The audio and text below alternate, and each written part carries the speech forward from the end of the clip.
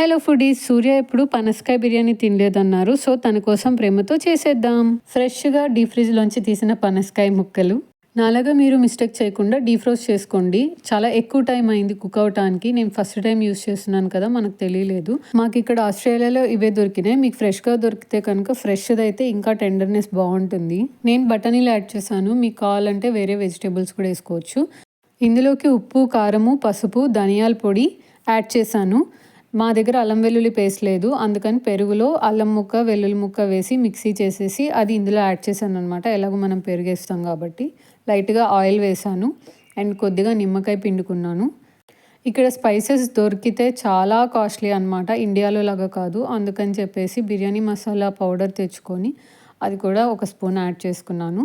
ఈ మొత్తం మిశ్రమాన్ని మంచిగా కలిపి మ్యారినేట్ చేసుకోవాలన్నమాట. ఎంత ఎక్కువసేపు మ్యారినేట్ అయితే టేస్ట్ అంత బాగుంటుంది. బాస్మతి రైస్ తీసుకొని ఒక స్పూన్ ఉప్పు, ఒక స్పూన్ ఆయిల్, పచ్చిమిరపకాయలు, బిర్యానీ మసాలా దినుసులు వేసి హాఫ్ బాయిల్ చేసుకోవాలి. వాటర్ ఒక హాఫ్ గ్లాస్ ఎక్కువ పోసుకోవడం బెటర్.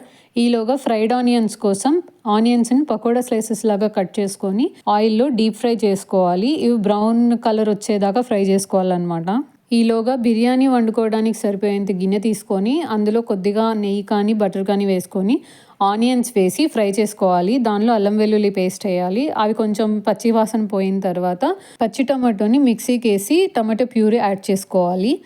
దానిలో ఉప్పు, కారం, ధనియాల పొడి, జీలకర్ర పొడి, బిర్యానీ పౌడర్ యాడ్ చేసుకోవాలన్నమాట. ఒకవేళ మీ దగ్గర బిర్యానీ దినుసులు ఉంటే బిర్యానీ దినుసులు కూడా యాడ్ చేసుకోవచ్చు. టొమాటో పచ్చివాసన పోయి ఆయిల్ కొద్దిగా బయటికి కనిపించేంత కుక్ అవ్వాలి. ఆ తర్వాత దానిలోకి మనం మ్యారినేట్ చేసుకున్న మిశ్రమాన్ని, ఫ్రైడ్ ఆనియన్స్ని, కొంచెం ఫ్రైడ్ ఆనియన్స్ పక్కన పెట్టుకోండి, తర్వాత ఉపయోగపడతాయి. మిగిలిన ఫ్రైడ్ ఆనియన్స్ మొత్తాన్ని అందులో యాడ్ చేసి బాగా మిక్స్ చేసుకొని నీళ్లు పోసి మూత పెట్టుకోవాలన్నమాట. పనసకాయ ముక్క సాఫ్ట్గా తయారైందా లేదా అని మధ్య మధ్యలో చెక్ చేసుకోండి. రైస్ కూడా బాయిల్ అయిపోయింది. దీన్ని జల్లెల్లోకి వడగట్టుకోవాలన్నమాట, నీళ్ళన్నీ పోయి డ్రైగా అయ్యేలాగా. పనసకాయ ముక్కలు ఉడికిపోయిన తర్వాత అందులోంచి హాఫ్ తీసి ఒక బౌల్లోకి షిఫ్ట్ చేయండి. ఇంకొక హాఫ్ పైన రైస్ని ఇలా లేయర్ లాగా పరుచుకోండి. ఆ తర్వాత మనం బౌల్లో తీసి పెట్టుకున్న రిమైనింగ్ పనసకాయ ముక్కల్ని మళ్ళీ ఇంకొక లేయర్ లాగా దాని మీద పరవండి. మళ్ళీ దాని మీద కొంచెం రైస్ ఒక లేయర్ లాగా వేయాలన్నమాట. నేను 99% ఫుడ్ కలర్ యూజ్ చేయను కాబట్టి బీట్రూట్ చిన్న ముక్క తీసుకొని జ్యూస్ చేసేసి దాన్ని ఇలా వేస్తున్నాను కలర్ రావడం కోసం. బట్ బీట్రూట్ స్మెల్ అయితే రాదు, ఎలాగో కుక్ అవుతుంది కాబట్టి.